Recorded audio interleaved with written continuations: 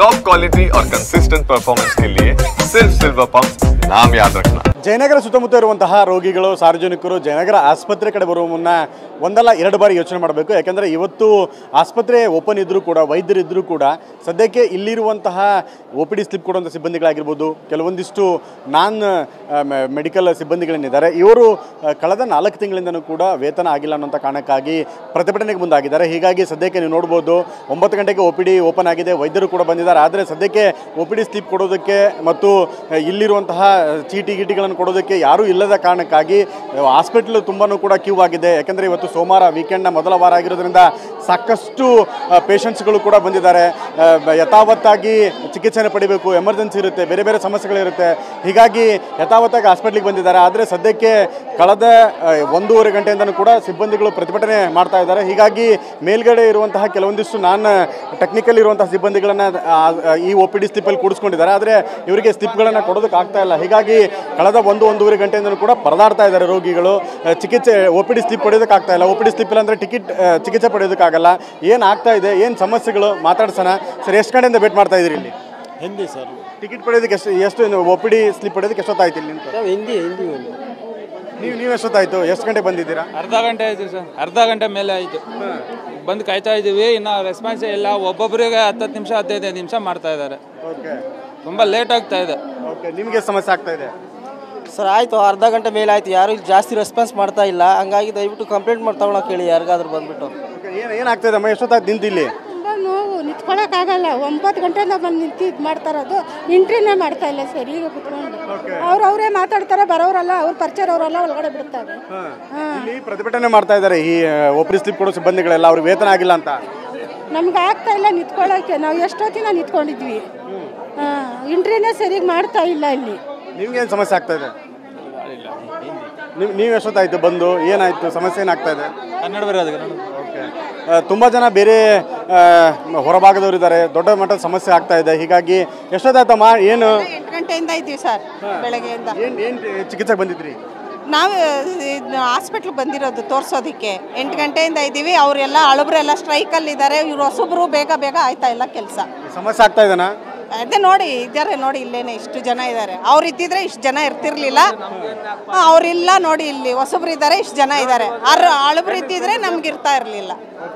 ನೋಡಿ, ಕಳೆದ ಎಷ್ಟೊತ್ತಿಂದ ವೇಟ್ ಮಾಡ್ತಾ ಇದ್ದೀರಿ? 1 ಅವರ್ನಿಂದ ನಿಂತ್ಕೊಂಡಿದ್ದಾರೆ. ಇದು ಆಗ್ತಾ ಇಲ್ಲ. ಜನ ಇದು ಮಾಡ್ತಾ ಇದ್ರೆ ಹೆಂಗೆ ಹೇಳಿ? ಪಬ್ಲಿಕ್ ಇದು ಮಾಡಬೇಕು. ಸೀಲಿಗೆ 1 ಅವರ್ ಬೇಕು. ಸೀಲು ಹಾಕ್ಸ್ಕೊಂಡು ಡಾಕ್ಟರ್ ಹತ್ರ ಹೋಗೋದು ಅಷ್ಟೇ. ಬರೀ ಸೀಲ್ ಹೊತ್ತಕ್ಕೂ ಕ್ಯೂ. ಅದಕ್ಕೆ ಸಪ್ರೇಟ್ ಒಂದು ಇದು ಮಾಡಬೇಕು. ಒಂದು ಇದನ್ನ ಬರೀ ಸೀಲ್ ಹೊಡೆದು ಕಳಿಸೋರಿಗೆ ಕಾರ್ಡ್ ನಿಮಗೆ ಸಮಸ್ಯೆ ಆಗ್ತಾ ಇದೆ? ಏನಿಲ್ಲ ಸರ್, ಚಿಕ್ಕ ಮಕ್ಕಳನ್ನ ಕರ್ಕೊಂಡು ಬಂದ್ಬಿಟ್ಟು ತಗೊಳ್ಬೇಕಲ್ವಾ? ಹೆಂಗೆ ಬರಬೇಕು? ವೇಟ್ ಲೈನ್ ತುಂಬ ಆಗುತ್ತೆ. ಏನೋ ಒಂದು ಆಪ್ಷನ್, ಆನ್ಲೈನೇ ಆಪ್ಷನ್ ಇಟ್ಬಿಟ್ರೆ ನಾವೇ ತೊಗೊಂಡ್ಬಿಡ್ಬೋದಲ್ವಾ? ಏನೋ ಒಂದು ಚೆನ್ನಾಗುತ್ತೆ. ಚಿಕ್ಕ ಮಕ್ಕಳು ಕರ್ಕೊಂಡು ಟೋಕನಲ್ಲಿ ನಿಂತ್ಕೋಬೇಕು. 1 ಅವರ್ ಆಗುತ್ತೆ, 2 ಅವರ್. ಅಷ್ಟೊತ್ತೊಳಗಡೆ ಹಾಸ್ಪಿಟ್ಲು ಟೈಮಿಂಗೇ ಕ್ಲೋಸ್ ಆಗುತ್ತೆ. ಊಟ ಟೈಮಿಂಗ್ ಅಂತ ಹೇಳ್ಬಿಟ್ಟು ಲಂಚ್ ಟೈಮ್ಗೆ ಇದು ಮಾಡಿಬಿಡ್ತಾರೆ. ಓಕೆ, ಒಂದು ಕಡೆ ನೀವು ನೋಡ್ಬೋದು ಪರದಾಡ್ತಾ ಇದ್ದಾರೆ. ಯಾಕೆಂದರೆ ಸಾಕಷ್ಟು ರೋಗಿಗಳು ಬೆಳಗ್ಗೆ ಬಂದಿದ್ದಾರೆ. 9 ಗಂಟೆಯಿಂದನೂ ಕೂಡ ಕಾಯ್ತಾ ಇದ್ದಾರೆ. ಒ ಪಿ ಡಿ ಸ್ಲಿಪ್ ಸಿಗ್ತಾ ಇಲ್ಲ ಇವರಿಗೆ.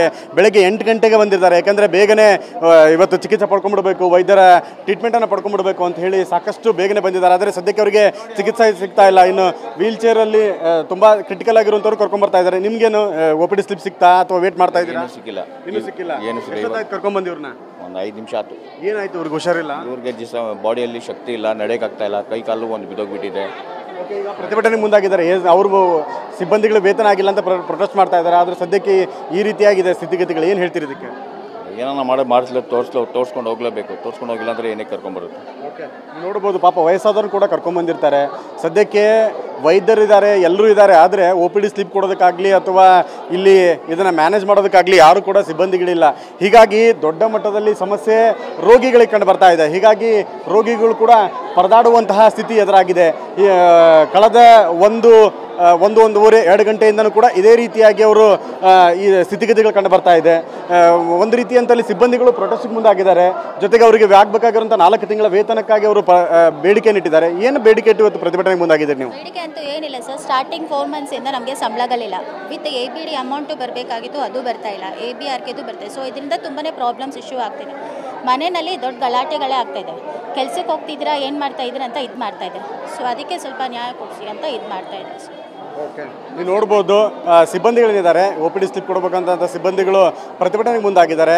ನಮಗೆ ವೇತನ 4 ತಿಂಗಳಿಂದ ವೇತನ ಇಲ್ಲ, ಹೀಗಾಗಿ ನಾವು ವೇತನ ಸಿಗುವವರೆಗೂ ಕೂಡ ನಾವು ಕೆಲಸ ಮಾಡಲ್ಲ ಅಂತ ಹೇಳಿ ಪ್ರತಿಭಟನೆಗೆ ಮುಂದಾಗಿದ್ದಾರೆ. ಸರ್ ನೀವೇನು ಹೊರಗುತ್ತಿಗೆಯಲ್ಲಿ ಕೆಲಸ ಮಾಡೋದಾ ಏನು? ಹೌದು ಸರ್, ಹೊರಗುತ್ತಿಗೆಯಿಂದನೇ ಕೆಲಸ ಮಾಡ್ತಾ ಇರೋದು. ಹೊರಗುತ್ತಿಗೆಯಲ್ಲಿ ಕೆಲಸ ಮಾಡ್ತಾ ಇದ್ರೂ ಇಲ್ಲಿ ನಮಗೇನು ಬೆಲೆ ಸಿಗ್ತಾ ಇಲ್ಲ ಸರ್. ಯಾಕಂದರೆ ಇವಾಗ ಡಾಕ್ಟರ್ಸ್ಗಳಿಗೆ ಆಗಲಿ 1 ತಿಂಗಳೇನಾದ್ರು ಸಂಬಳ ಡಿಲೇ ಆದರೆ ಅವರು ಯಾವ ಥರ ಪ್ರತಿಭಟನೆ ಮಾಡ್ತಾರೆ ಅಂತ ಗೊತ್ತು.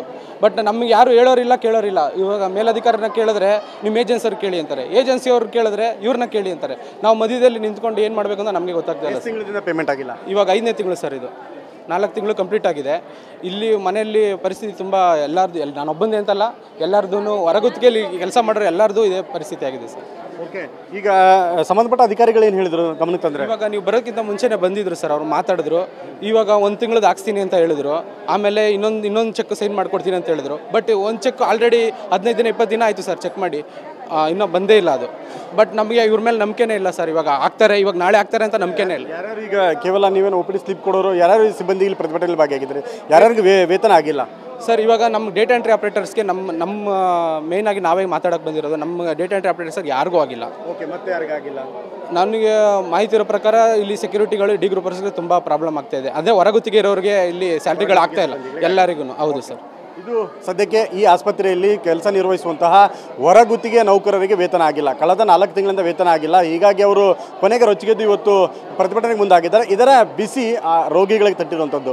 ಬೆಳ್ಳಂಬೆಳಗ್ಗೆ ಬಂದಂಥ ಚಿಕಿತ್ಸೆ ಪಡಿಬೇಕು ಅಂತ ಕ್ಯೂವಲ್ಲಿ ನಿಂತಿರುವಂತಹ ರೋಗಿಗಳಿಗೆ ಇನ್ನೂ ಕೂಡ ಒ ಪಿ ಡಿ ಸ್ಲಿಪ್ ಸಿಕ್ಕಿಲ್ಲ. ವೈದ್ಯರಿದ್ದರು, ಎಲ್ಲ ಫೆಸಿಲಿಟೀಸ್ ಇದ್ದರೂ ಕೂಡ ಚಿಕಿತ್ಸೆ ಇಲ್ಲ. ಹೀಗಾಗಿ ಒಂದು ಕಡೆ ಗಲಾಟೆಗಳು ಕೂಡ ಆಗ್ತಾ ಇದೆ. ಯಾಕಂದರೆ ಕಳೆದ 1-2 ಗಂಟೆಯಿಂದ ಕಾಯ್ತಾ ಇದ್ದೀವಿ ಅನ್ನೋಂತಹ ಆಕ್ರೋಶವನ್ನು ಕೂಡ ಹೊರಹಾಕ್ತಿರೋದು ಜಯನಗರ ಸಾರ್ವಜನಿಕ ಆಸ್ಪತ್ರೆಯಲ್ಲಿ ಕಂಡು ಬರ್ತಾ ಇದೆ. ಕ್ಯಾಮರಾಮನ್ ಗುರುಚರಣ್ ಸಿಂಗ್ ಜೊತೆ ವಿನಯ್ ಕುಮಾರ್ ಕಾಚಪ್ಪನವರ್, TV9 ಬೆಂಗಳೂರು.